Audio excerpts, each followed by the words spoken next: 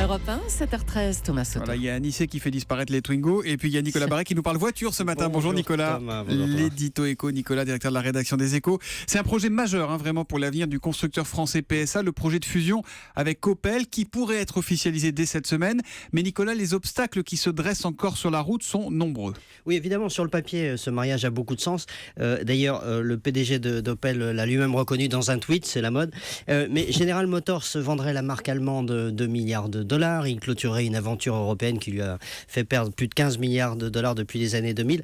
Et le deal, donc, pourrait être annoncé jeudi. Pourrait, sauf si la politique s'en mêle, Et Nicolas. ben voilà, parce que ça fait des vagues en Allemagne, au Royaume-Uni, en Espagne. Alors en Allemagne, en pleine campagne électorale, PSA est en train de jouer l'apaisement. Il prend des engagements pour le maintien de l'emploi et le maintien des sites allemands peut-être jusqu'en 2020.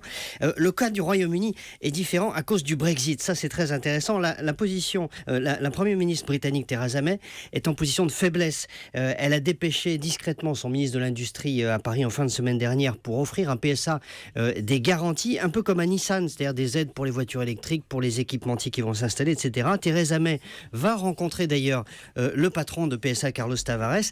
Les Anglais sont inquiets pour l'avenir de leurs deux sites de Vauxhall, qui est une filiale d'Opel, qui est une vieille marque britannique. Or, le Brexit fragilise la position de l'industrie britannique et le gouvernement de Londres se trouve obligé de dérouler le tapis rouge pour que les industriels étrangers restent chez eux.